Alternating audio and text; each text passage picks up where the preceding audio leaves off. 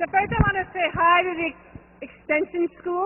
We have 350 students watching our lecture every day, so I want to say hi to them. And actually I want to especially invite the Extension School and everybody here to see our very modest Tal, right? He didn't tell us he was on 60 Minutes, but that's okay. But Saturday night, Tal is going to be the honorary basketball coach for the women's team, which at the game against Cornell on Saturday at 7 o'clock, which is the biggest game of the season. 6 o'clock on Saturday, the biggest game of the season. We actually want to see every one of you here and everybody in Extension School at the game. Extension students, I will have free tickets for you. I mean, most of you, 100 of you. And so in honor of that, we have an honorary student and an honorary team, which is our very famous Kathy Delaney Smith, the award-winning, most fabulous coach in the whole nation. And our women's basketball team is here. Come on up. These are our honorary students. There you go. They're shy.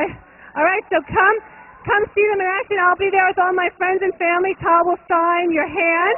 All right, ready, guys? This is the biggest game. These are the Ivy League champs from last year. All right, give them a throw. Throw them out. Throw them out. Go, throw, throw. Let's go. Throw, throw. Hard. Let's go.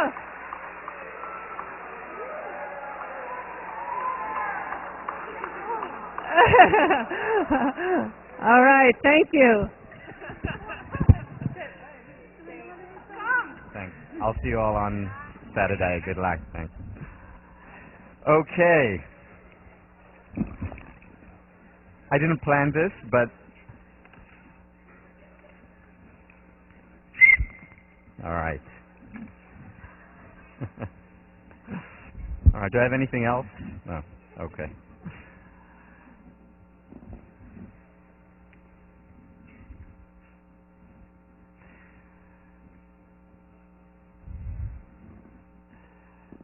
Thank you, and thank you, and we're going to continue talking about gratitude.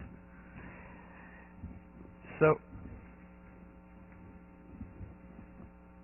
last time I ended by talking about my role model, the person who, to me, exemplifies more than anyone else what a true benefit finder is. And when I told about my grandmother, I told you how she wasn't ignoring what wasn't working. She wasn't ignoring the evil, the bad, the negative in her life. However, at the same time, she refused to ignore the positive. In other words, what she insisted on was staying real, being connected to what was around her. And when there was evil and bad, she was connected to that. And at the same time, she was also connected to the good. Benefit finder is not about being a detached Pollyanna. Far from it. The question that we asked last time, and I want to end the lecture today on gratitude before we move on to change, was one, why are not more people benefit finders? Why are more people not optimistic? I mean, you saw the research. People live longer, they're happier, healthier, more successful. Why isn't everyone a benefit finder? Why aren't we all optimists if it pays in both the ultimate currency, the currency of happiness, as well as in hard currency, success currency? Why are not more people benefit finders? And the answer to that was, to a great extent, because of the media. What we have in the media is magnifying, zooming in, magnifying the negative, maximizing it, having it take the entire screen, the entire page, while minimizing the positives. And in many ways, the media makes fault finders out of us. And we need to counter that. How do we counter that? On the macro level, by having good news channels, for example. On the macro level, by having more inspiring art. You know, art throughout history has changed the world. Whether it was during the Dark Ages and the transition to the Renaissance, whether it was during the 18th and 19th century with the Romantic artists and paving the road to freedom, whether it was in mid or 1930s and 40s with the Renaissance, in many ways, of Hollywood, bringing more hope to people. So art plays a very important role. and hopefully we'll continue to do so. So then we talked about the global level, the macro level. On the micro level, we talked about not waiting for bad things to happen, for a tragedy, for something external to happen, for us to be grateful. Because when we're grateful, by definition, we don't take something for granted. And then we shared, and you're also reading the research on gratitude. The key when doing it, when doing this exercise, and as I said, I do it every single day. I've done it since the 19th of September 1999.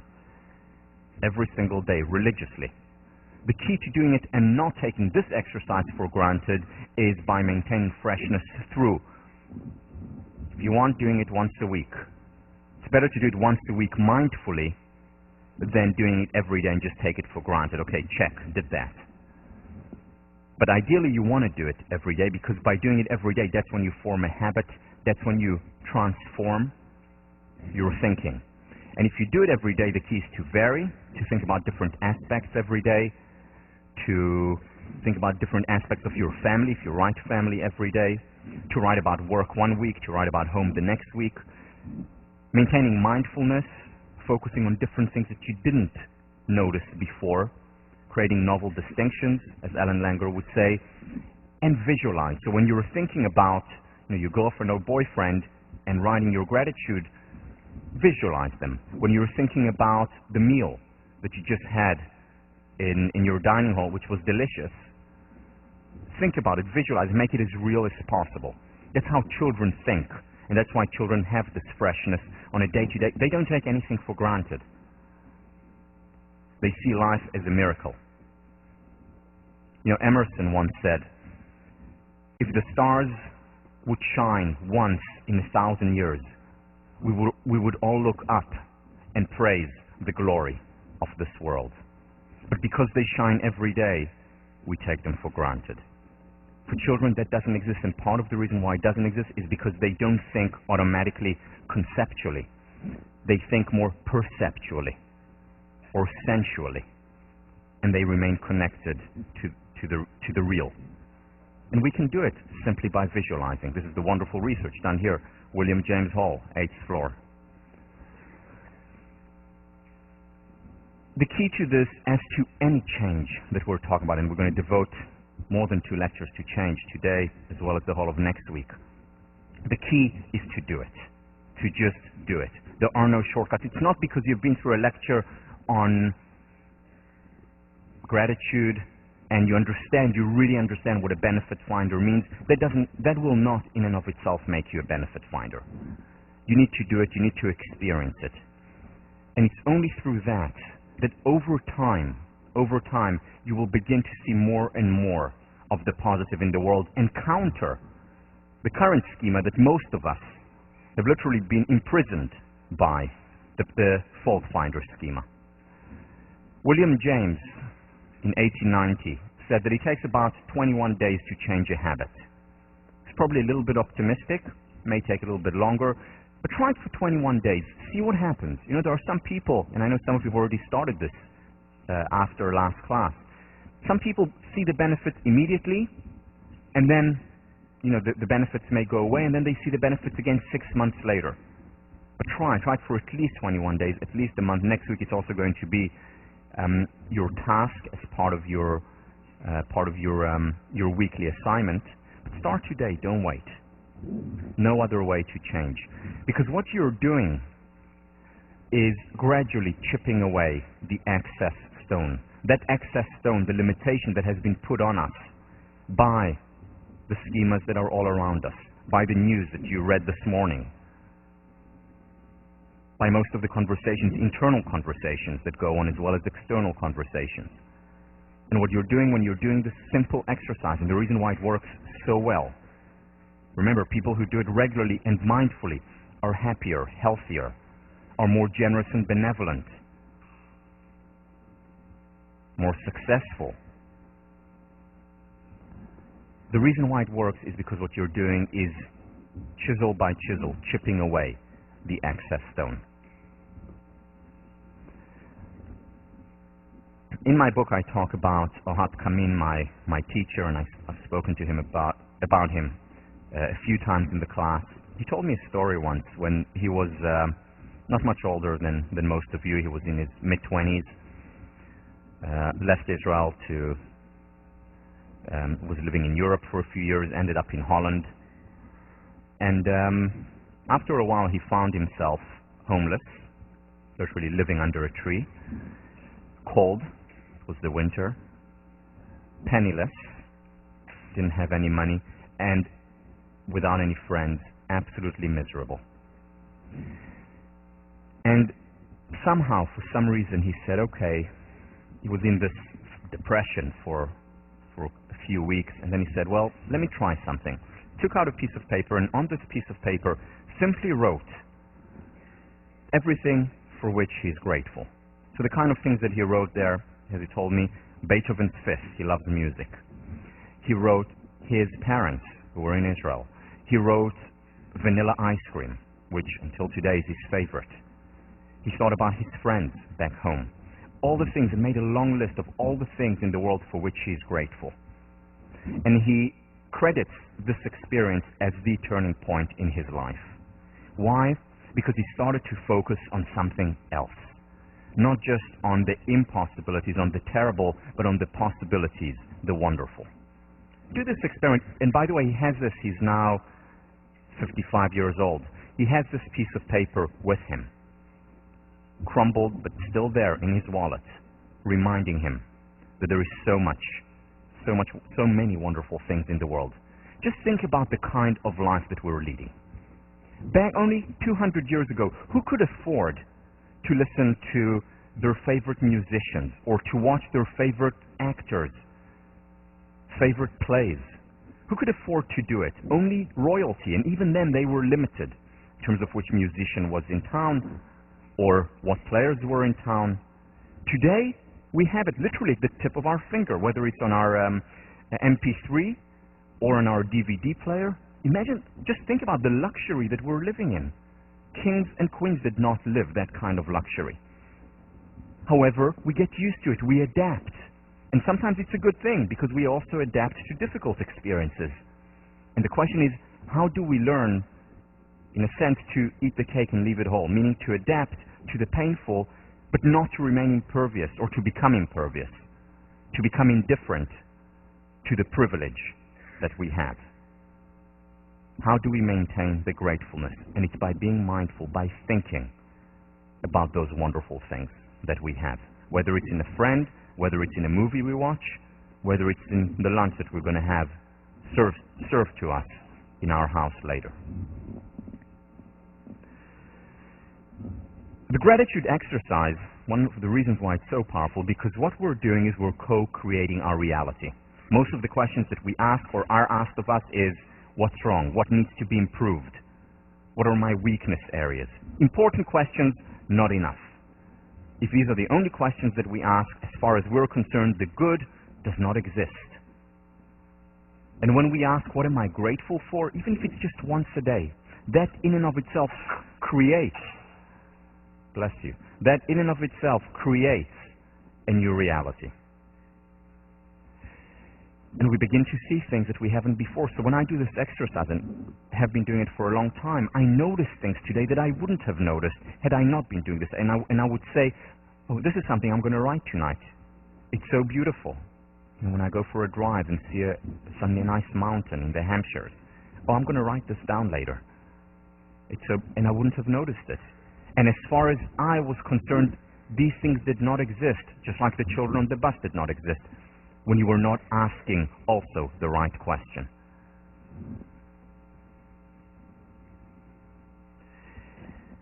It's important to express gratitude, obviously, not just to ourselves, but also to others. A lot of research on that, too. This was done by, and you're reading or you have read the paper by Seligman talking about expressing gratitude to others, whether it's in the form of a letter or a visit or a phone call. And the key with expressing gratitude, this is not just a thank you note. Dear Mom, thank you for being so great. Love me. That's not just a thank you note. It's sitting down and thinking, what can I be grateful for my mom? What has she done for me? What has she given me throughout all these years and really thinking about it. Or it's really thinking and saying, what did this teacher from 3rd grade do for me? Not just talking to my friends about, I had a wonderful English teacher in 3rd grade, but sitting down and thinking, what am I grateful for? What did she or he do for me that has contributed so much to my life, to who I am today? Or my roommate, who always goes out of his or her way to help. I'm really grateful. And to think about it, not just to, at the end of the year or over the summer, oh, you're great, you're terrific. Really think about what these people, the important people in your life, are doing for you and express it. Don't take that for granted. Don't take for granted the fact that they know how grateful you are. Yeah, of course mom knows, of course dad knows that I'm grateful and that they're terrific. Don't take it for granted. Express it. Again, either in a letter or by phone or in person. One of the most effective interventions out there today is expressing gratitude to others, especially this one. Writing a letter of gratitude and then visiting the person to whom you are writing and reading them the letter. Cheesy, I agree. A little bit embarrassing sometimes. You cannot imagine the kind of results that people get when doing just this gratitude visit. But even if you don't visit and you do feel self-conscious doing it, I do recommend doing it, but if you feel self-conscious, send a letter. Make that phone call, and before it, just think for a few minutes, what am I going to say? What am I really grateful for? Again, whether it's to your parents, whether it's to your friends, whether it's to your 1st grade teacher, just do it. Whether it's to your coach. The largest peak, boost, spike in well-being when we express gratitude to others. Quite remarkable if you think about it. And if you think about it further, it is a win-win, because obviously you get the benefit. This is what the research shows. We feel good when we express it, and the other person feels good too. They benefit a great deal, so you're creating a win-win, an upward spiral, because that person is then more likely to express gratitude to others. The best way to lead is by example. Be the change you want to see in the world, as Gandhi said. So you want people to be more grateful? Express gratitude to yourself. They're more likely to then take it on and express gratitude to others. So not only are you starting an upward spiral between you and that person, but also potentially between that person as well as others. Paying it forward. Paying it forward. The downside of this intervention is that while it leads to a spike in well-being, that spike usually goes away after about a month. It varies. It can go away after a week or after 3 months. But the average, it goes away after about a month, the spike to our well-being. So the key, if you want to maintain this spike, is to do it regularly. Either once a week, once every 2 weeks, once a month, do it. You can do, 1 week a gratitude phone call and make it a ritual. The next week, gratitude letter. The week after that, a gratitude visit. Or something like that. Again, variety. Variety really helps here. But do it regularly as a ritual. And when we talk about change next week, we'll talk about the importance of rituals. Because in many ways, that's the only change for real, lasting change. Here's one of the surprising findings that Sonia Lyubomirsky found. What she found, that if we write that letter, we get a spike in our well-being even if we don't send it. Obviously, if we send it and we get feedback, the spike is even higher. But just the act of writing it, of being grateful, of being open,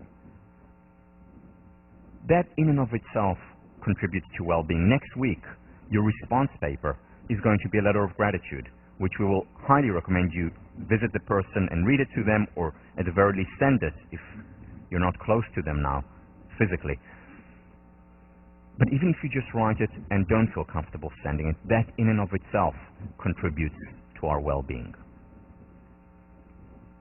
I want to go a little bit more in depth into how we express gratitude and, in general, how we deal with painful and positive emotions. Once again, Sonia Lyubomirsky did research where she invited participants to talk about or to share the worst experiences of their lives and the best experiences of their lives. And what she did was divide them actually into 4 groups. One group, write about it. Write about the ABC, the affect, the emotion, the behavior, what you did then, and the cognition, what you thought then. 3 times on 3 consecutive days for 15 minutes. First group just wrote about it. The second group talked about it to a tape recorder. About the same best experience, and another group worst experience. Third group, just think about it, ruminate for 15 minutes also on 3 consecutive days.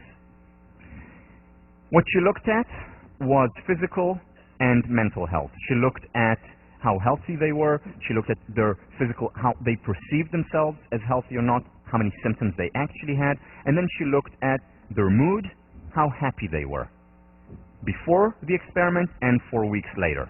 After that, 3 days, 15 minutes each day intervention. There was also a 4th group, which was a control group.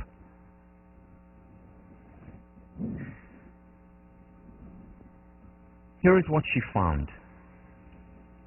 So basically, you have a 3 or a 4 by 2. Writing, talking, and thinking. Study 1 worst experiences, study 2 best experiences.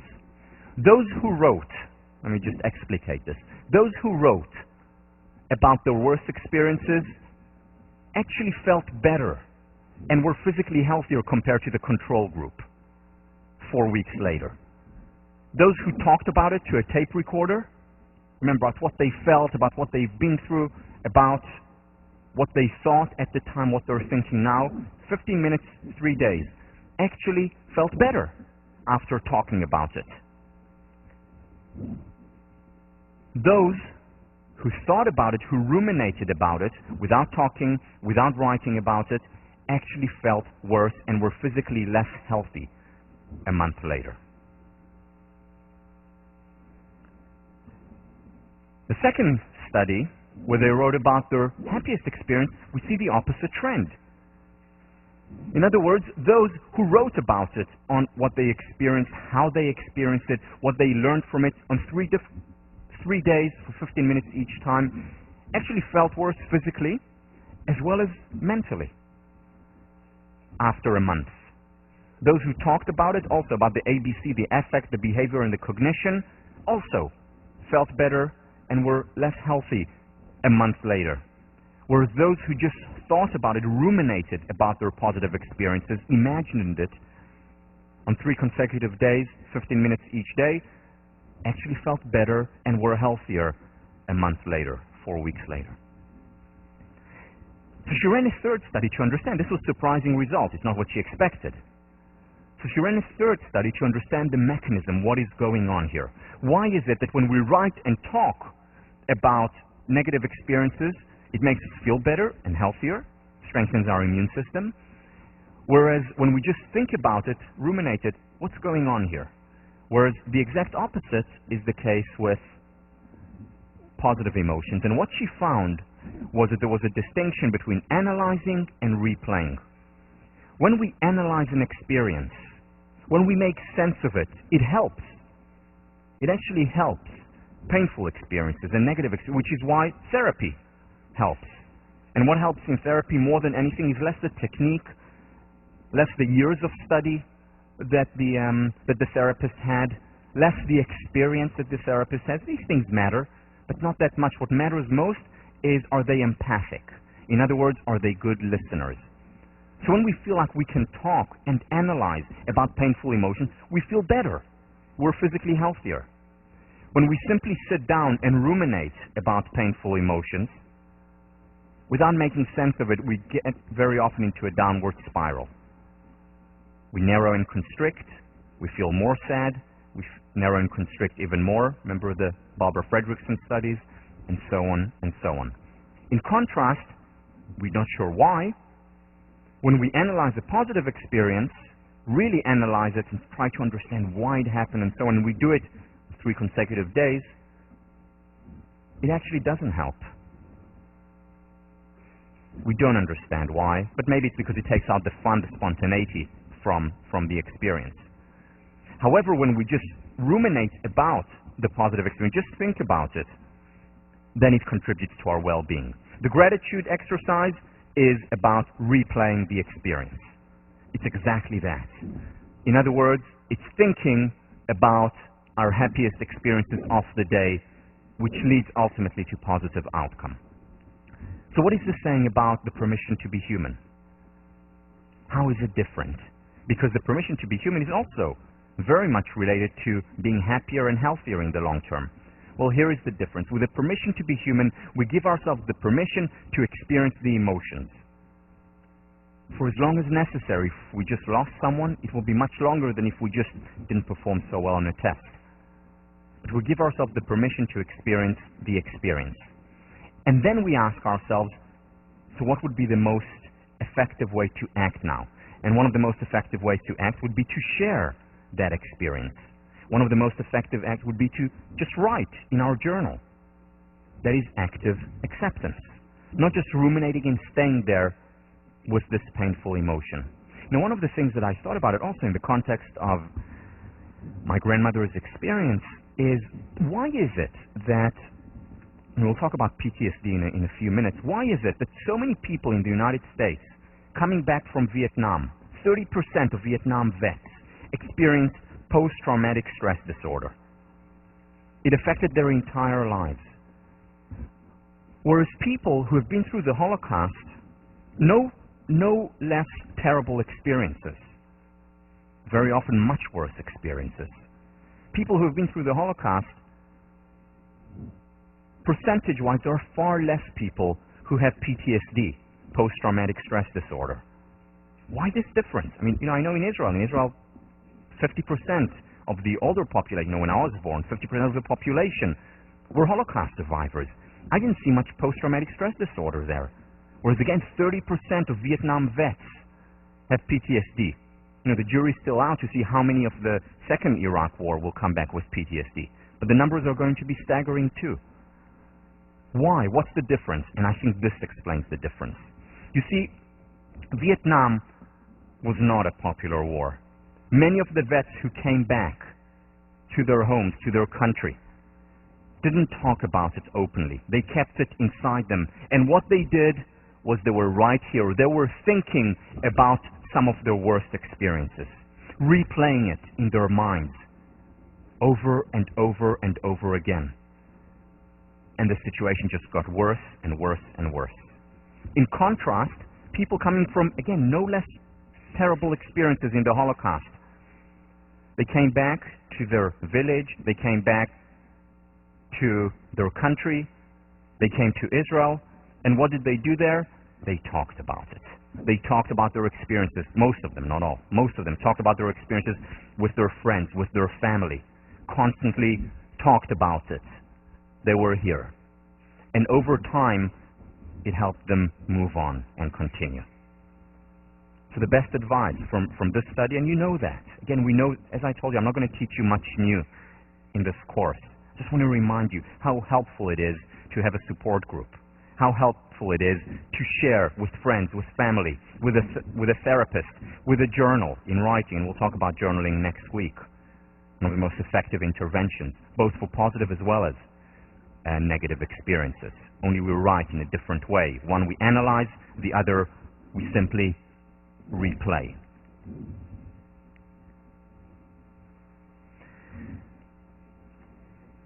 Being grateful shouldn't wait for Thanksgiving. We shouldn't wait for just once a year, that November date when we express gratitude, when we go around the table and say what we're grateful for. It should be a habit. A, because it works, it helps, and B, because it's moral. This gets to a point that I'll repeat throughout the course, where the moral is also the practical. The practical, in most cases, is also the moral. They go hand in hand. David Stengel-Rast, the book that I mentioned last time, we live in a given world. What brings fulfillment is gratefulness, the simple response of our heart to this given life in all its fullness. Again, just like a child.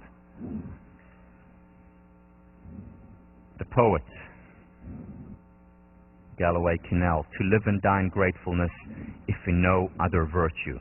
And Cicero, gratitude is not only the greatest of virtues, but the parent of all others. Why is it the parent of all others? I thought about this sentence a lot, which I love, but Why?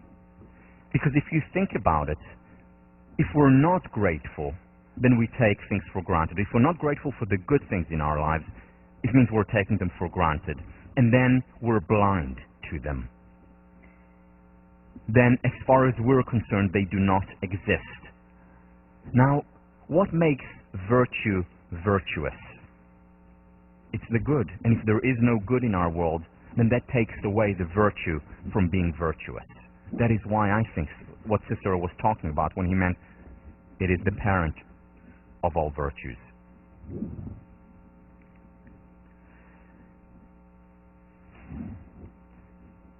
Another consummate benefit finder is a Radcliffe student, or was a Radcliffe student, Helen Keller. Helen Keller can quite literally open our eyes and get us to appreciate what is all around us. She tells a story in her wonderful autobiography about a friend who came to visit her once in Cambridge. There were many more woods at the time, and the friend walked around the woods, and when her friend came back, Helen Keller asked her, "So, what did you see? What did you note?" To which her friend responded, "Well, nothing in particular." And Helen Keller responds to that nothing in particular in her autobiography. Let me read. "I wondered how it was possible to walk for an hour through the woods and see nothing of note. I, who cannot see, find hundreds of things: the delicate symmetry of a leaf, the smooth skin of a silver birch, the rough shaggy bark of a pine. I, who am blind, can give one hint to those who see. Use your eyes as if tomorrow you will have been stricken blind. Hear the music of voices, the songs of a bird, the mighty strains of an orchestra, as if you would be stricken deaf tomorrow. Touch each object as if tomorrow your tactile sense would fail. Smell the perfume of flowers, taste with relish each morsel, as if tomorrow you could never taste or smell again. Make the most of every sense. Glory in all the facets and pleasures and beauty which the world reveals to you."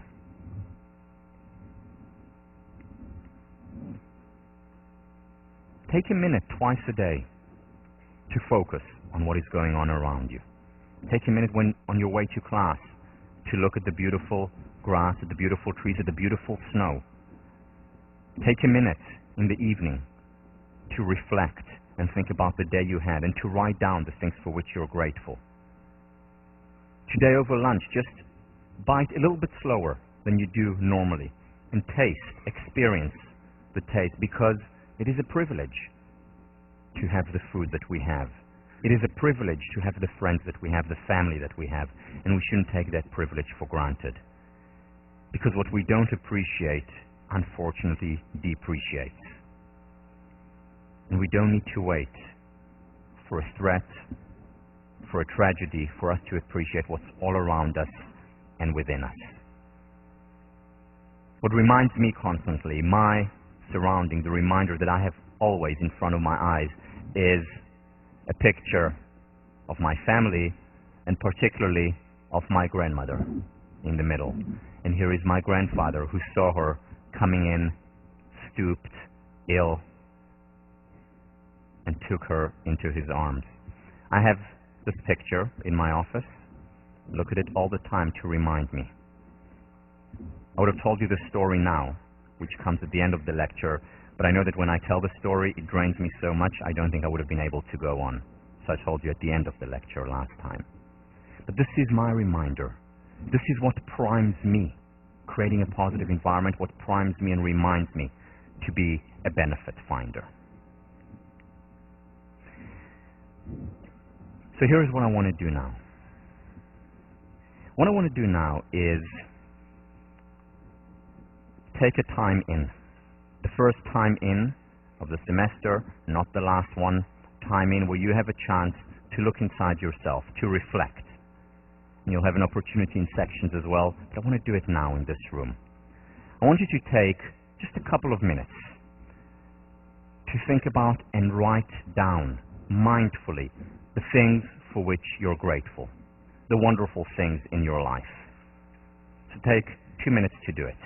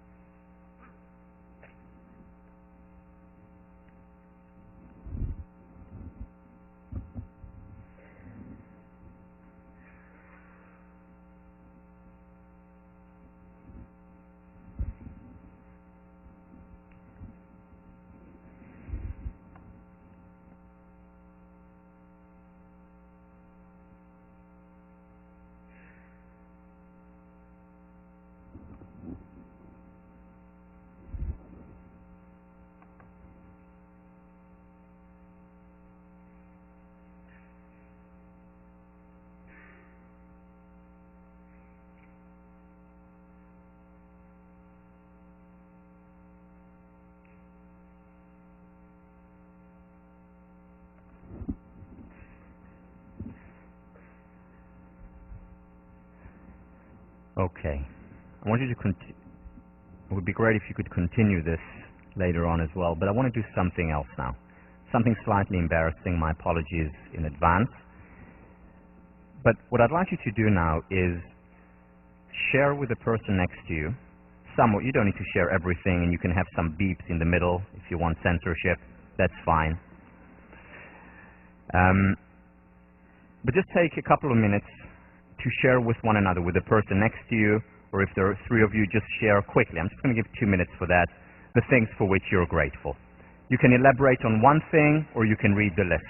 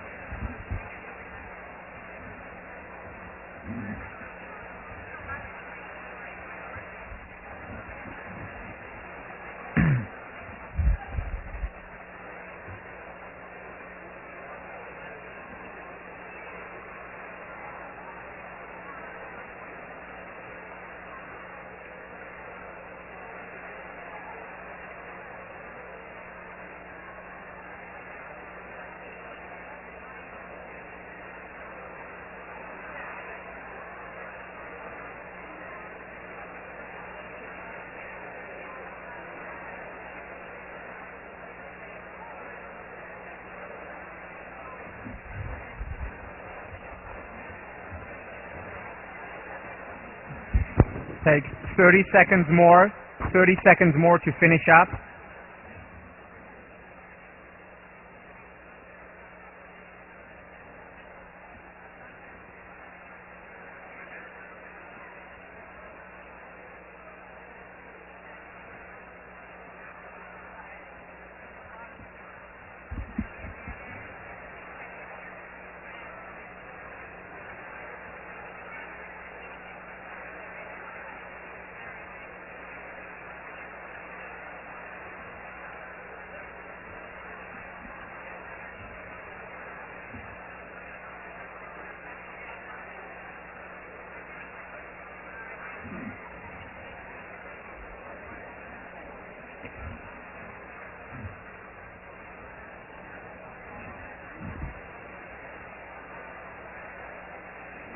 Okay. You can continue later. I recommend you continue later.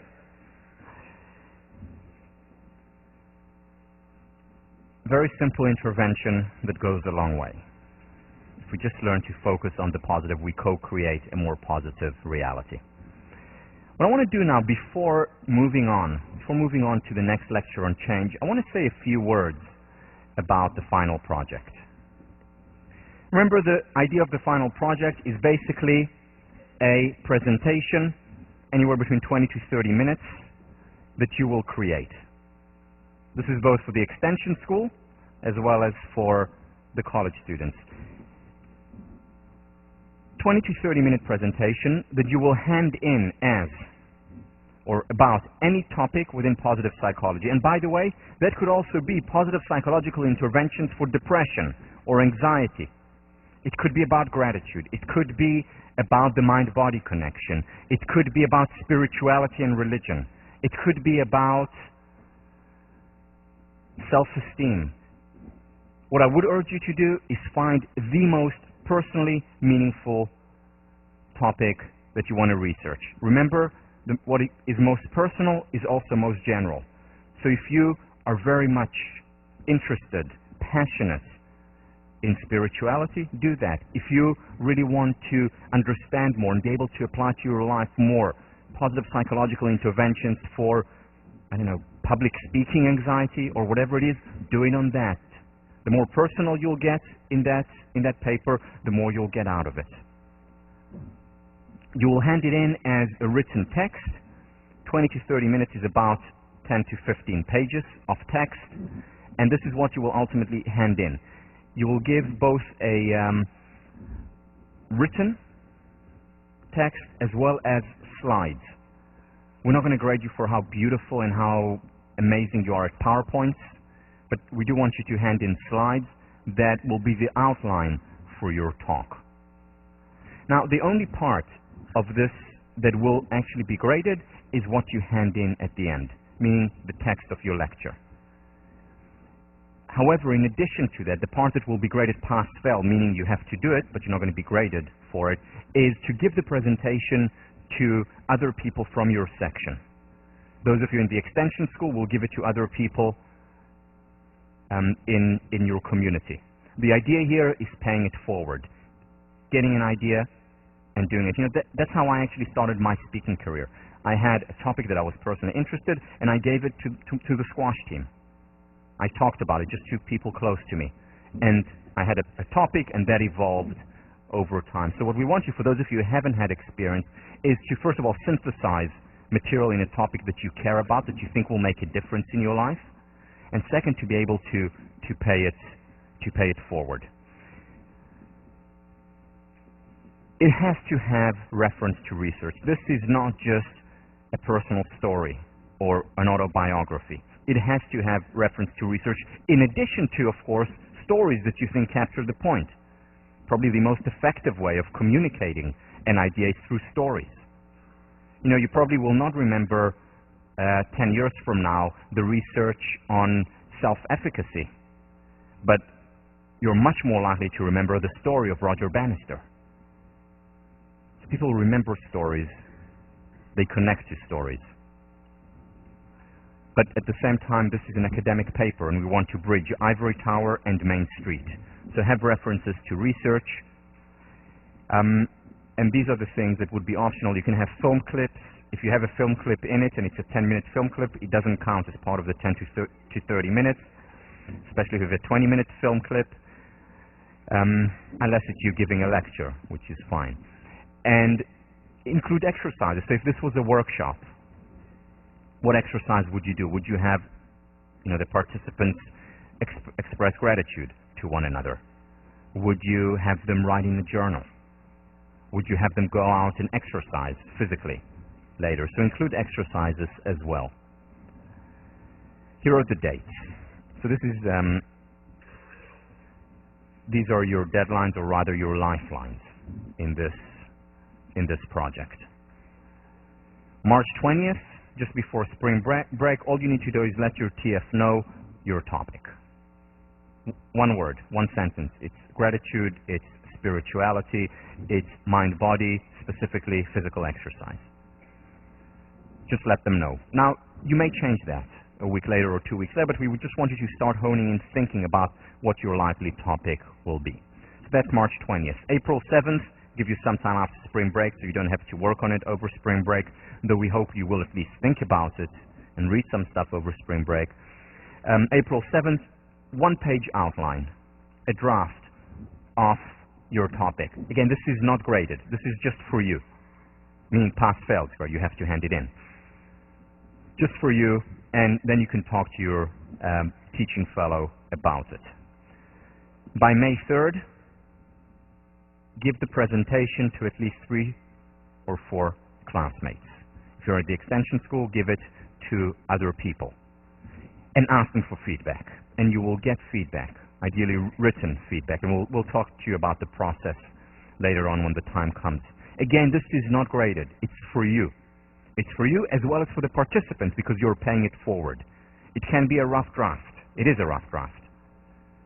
And they'll give you feedback and say, well, what I felt was missing was maybe an extra story, or I felt like you weren't grounded enough in research,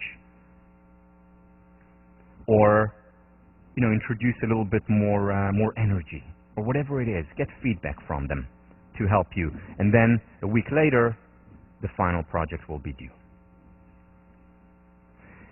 Any questions about this? If you have a question, probably others have the same question. So any questions about the final project?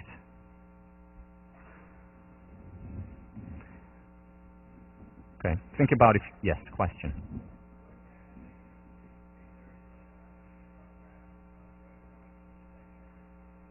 No, it's not in section. You will actually, okay, so the question is, where do you make the presentation? You will have to get together with your group, the other 3 or 4, probably be 3, and give each other the presentation. If you want to do it with PowerPoints and the whole thing, that's perfectly fine. If you just want to read it or speak it, that's perfectly fine too. Your choice, whatever you think would be most helpful to you. Again, this project is for you. It's for you and for others, hopefully, who will benefit from hearing what you have to say. Students who have done it, we've done it already for the last 2 years. The first year where I taught it, we just had a regular paper.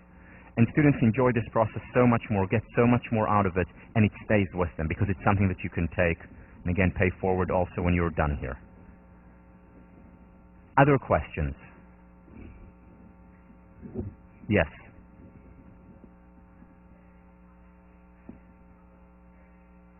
Yes. Good question. So are you supposed to narrow down a topic as opposed to being very general, like spirituality? Up to you. Up to you. You can give an overview and then at the end of your presentation say, these are some of the interesting studies, but if you want more information, you can look there. Or you can do something very particular. So the benefit of church going, or the benefit of aerobic exercise. It can be very specific or much more, or the psychological benefit of aerobic exercise can be very specific or very general. Up to you. Whatever you think will be more interesting to you. And what often happens, and we found this, is that once you get into the literature, go through PsycInfo, read a lot of studies there, that's when you understand, okay, I have so much material on just this specific point, I'm going to focus here. Or I really want an overview of this whole topic. And then in later presentations, or I'll create a whole class just based on this topic later on. Or a website. There are actually many students who created websites based on their project. There was another hand up there, or were you just saying hi? Hi. Yes, Deb. They can't hear you. They can't hear. For extension students who are all over the world, you're going to pick 2 or 3 people anywhere. Family, friends, whomever it is, but people who will be beautiful enemies to you, who will give you real feedback because they care about you. Good. All right. Anyone else? All right, if you have further questions, ask your TF or ask me.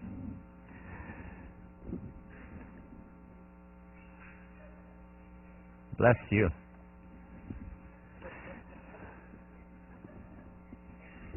Change.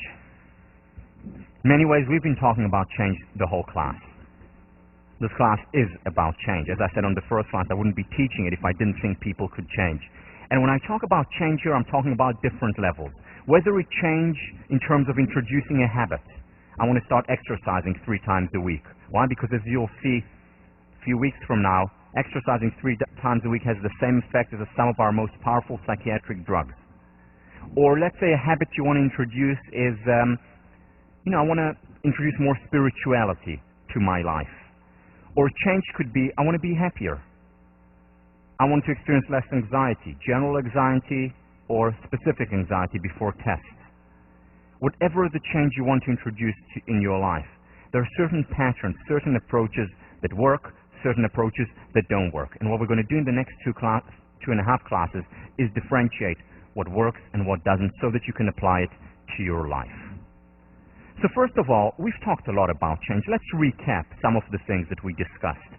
First of all, on the second class we've already mentioned this. The change is hard. And there are a lot of studies to show how hard change is. The twin research, remember the conclusion, trying to change your happiness is as difficult and futile as trying to change your height. Now, even though they went back on their word and they said, well, it's not really impossible and futile, still, what they did show in their studies is that it is very hard. The twin studies, happiness is a stochastic phenomenon. Then, Daniel Gilbert's work on effective forecasting. Yeah, we experience an up after we get tenure or after we get into Harvard, and we experience a down when we're rejected by Reno or whatever it is. But then very quickly we go back up to our base level of well-being. And most of our life looks like this, around this straight base level. It's very difficult to get an upward trajectory. Possible through coping, for example, but it's difficult. The Cambridge-Somerville study, a 5-year intervention that ultimately led to negative change, where there was more alcoholism among the people who did go through that intervention, with the bright and the best. Psychologists, psychiatrists, social workers, programs. So we know change is hard, whether it's on the individual level or on the societal level. However, we also know that change is possible. We know that many of the people who argue that change is not possible are making the error of the average, looking at the average score as opposed to outliers, as opposed to people who have introduced change.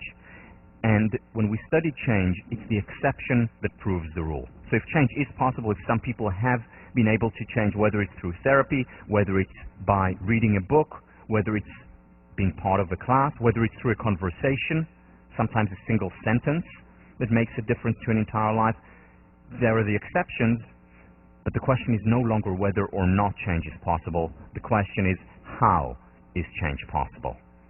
And this is the question that we're going to address in much greater depth on a higher level of the spiral in these lectures.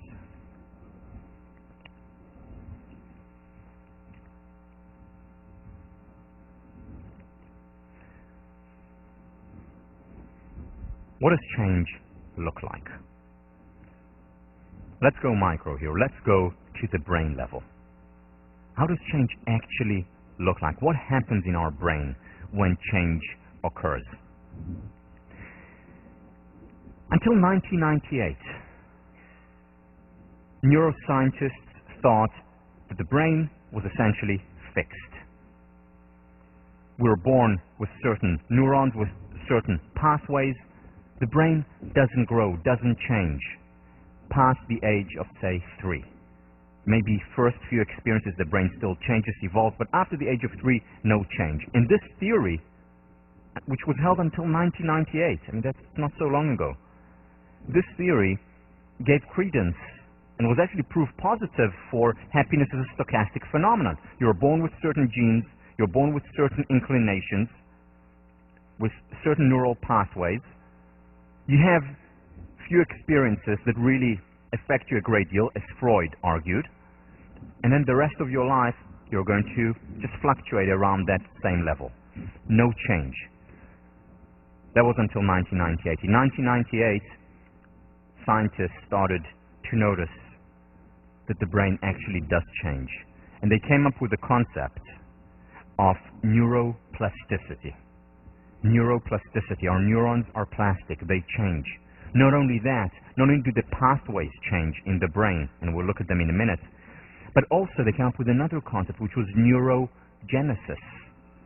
Neurons develop, are created throughout our lives until the day we die, potentially. So it's not the fact that we're born with a certain number of neurons and it's downhill from there, as conventional wisdom had us believe, as many people still believe today. No, neurons develop and grow, emerge throughout our lives. The brain, it turns out, in many ways is like a muscle. Use it and you don't lose it. Use it and you generate, you build the muscle up. And the question is, how do we use it so that it becomes an assistant, in a way, help toward becoming happier? So let's look at what the brain actually looks like. What it looks like is that there are millions of channels inside, neural pathways, connections between different neurons in the brain that look something like this. As you can see, some are very thin, are relatively new, some are much thicker, much more established. And the way it works, in many ways, is like in nature. You have large rivers, large channels, and you have tiny rivers and tiny channels. And what happens is that every time a connection is made between neurons, in other words, your thought pattern follows a certain path, that path grows. Just like a river. Every time the water passes there, it gets this much wider. And when there is no water there, there is no work being done in the neuron, metaphorically speaking, it shrinks a little bit. So neural pathways grow with use, and they shrink when there is no use. If it's something that a new neural pathway that was just created, because remember, there's neuroplasticity, neural pathways are created constantly, there is neurogenesis, new neurons are created constantly. Initially, it's very thin. Let's say, for example, I study French, and I learn a new word. A new connection is made in my brain.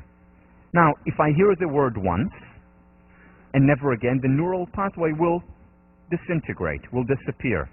However, if I continue hearing that word over and over and over again, after a while it will become thicker and thicker. Again, this is a way oversimplification of the real process, but it will become thicker, and then I will remember it for the rest of my life. It will be established like a river that is established, as opposed to a tiny stream, a trickle that can disappear in a day. And here is the key aspect for understanding how we can change our thought, how we can change our well-being, ultimately. The neural pathways are self-reinforcing, just like rivers are. Think about it. When it rains, when there is a downpour, the water gravitates toward the existing rivers, toward the channels, toward the drains that we have built. It's much less likely to create a new river or a new stream where there was nothing before. So an experience is much more likely to gravitate to already established neural pathways and strengthen it further, as opposed to create new neural pathways. Which is why if we want to remember something, it's very good to make connections to other things, to existing neural pathways, to existing memories. Let me explain this again, because this is important to understand. Because understanding this can actually, this is something that Carol Dweck, professor at Stanford, showed. Understanding this neuroplasticity, understanding how we actually can change,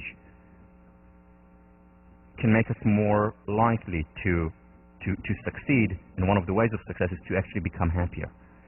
So it's important to understand.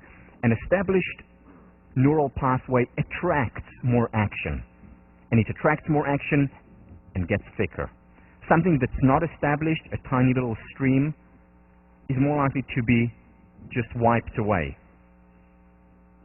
As it grows more, it's much more likely to stay, not just stay, grow even more.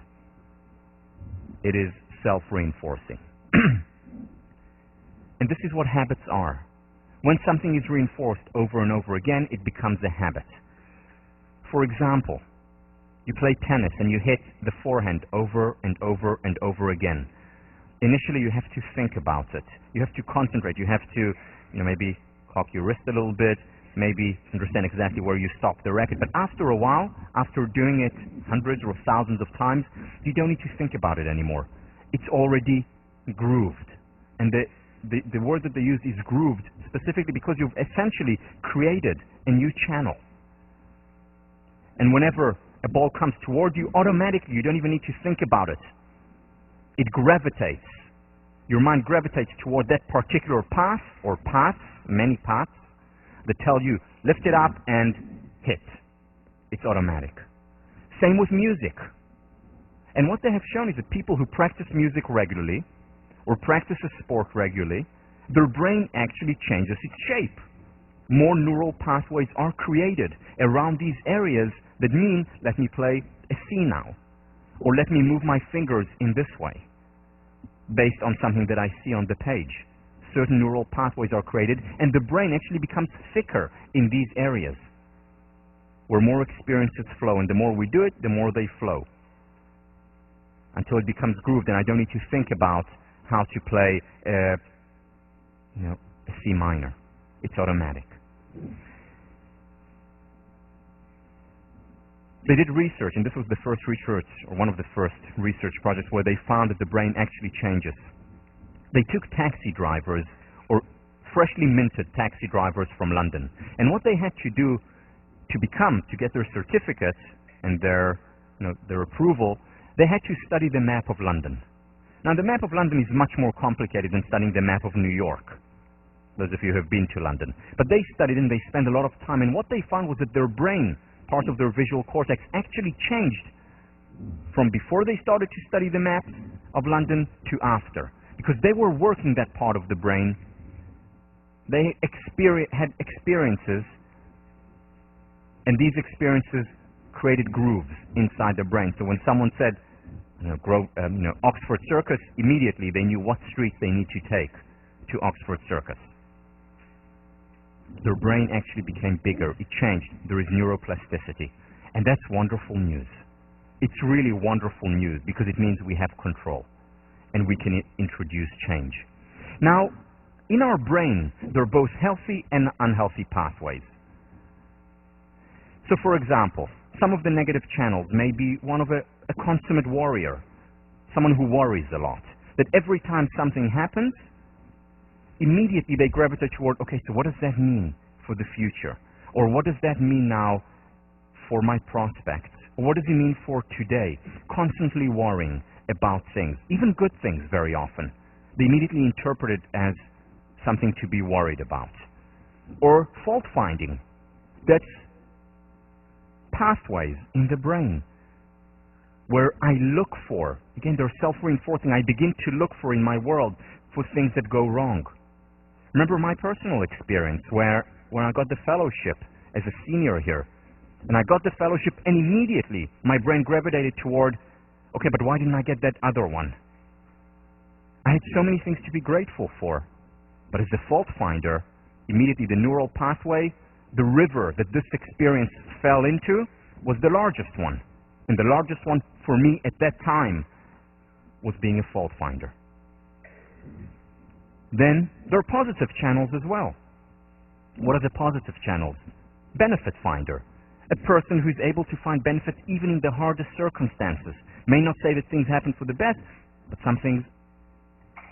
people make the best of things that happen. The optimist. Again, much larger, much wider channels for optimism, and experiences gravitate toward there. Today we know much more how the brain works and where these channels exist. So let me give you an example of one of the things we know. One of the things that we know is that people who have more action on the left side of the prefrontal cortex compared to the right side of the prefrontal cortex are generally happier, more susceptible to positive emotions, more resilient in the face of painful emotions.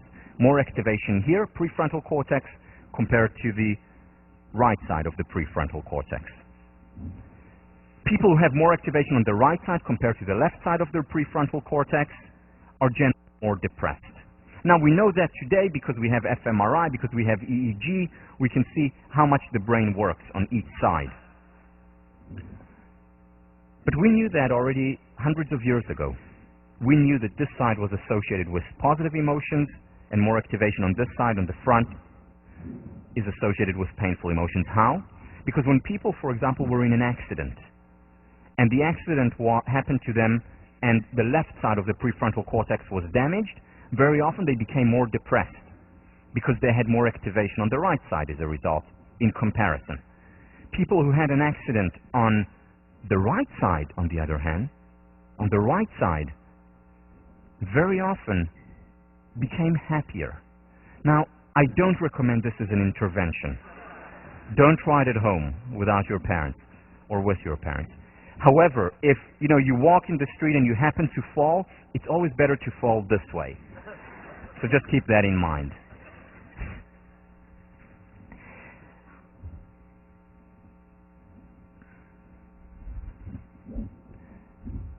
The important thing to keep in mind then is that very often the same trigger causes very different reactions. Again, the world is not just the external world, it's also the internal world. Remember, to the same mind, as Emerson said, the same world can be a heaven, or to different minds, the same world can be a heaven or a hell. It depends where that experience gravitates towards. Over the years, I've become much more of a benefit finder through the exercise, through thinking about it, by writing, keeping a journal, by physically exercising. I've become much more of a benefit finder. I've done a lot of work in that. One of the great fortunes of my life is that I married a consummate benefit finder. Tommy, my wife, doesn't have to work that hard at it. So for example, we would come back from a party and there was someone at the party who couldn't stop talking. Have you encountered a person? Well, couldn't stop talking, and I'm just about to tell Tommy, this person just couldn't shut his or her mouth. And what would she say before I opened my mouth? She said, see how wonderful that person was, and he or she is so passionate about what they do. So for me it was talkative, for her it was passion. Again, automatic going there. There is a genetic set point, and we'll talk about the genes, that lead some people to be much more benefit finders than others. But at the same time, we can work on it. We can work on it pathway by pathway.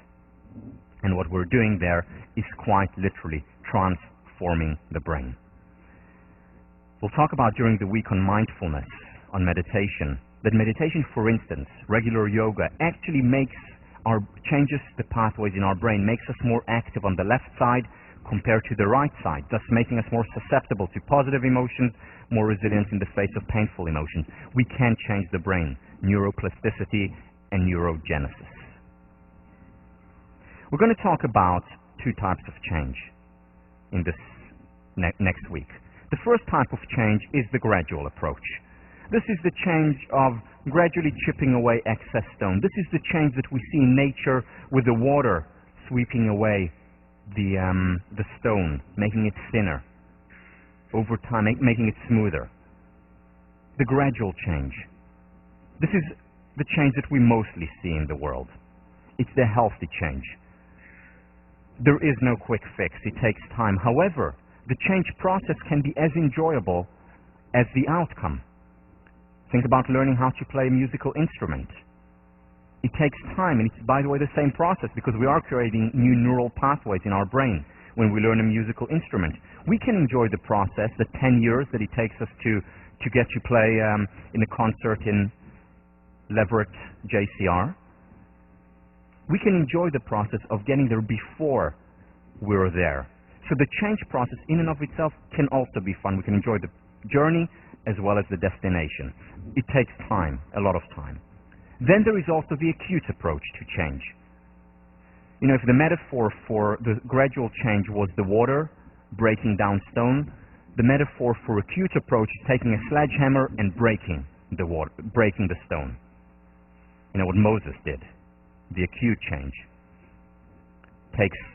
doesn't take as much time. It happens immediately. But the important thing to keep in mind with the acute change is that it's not a quick fix.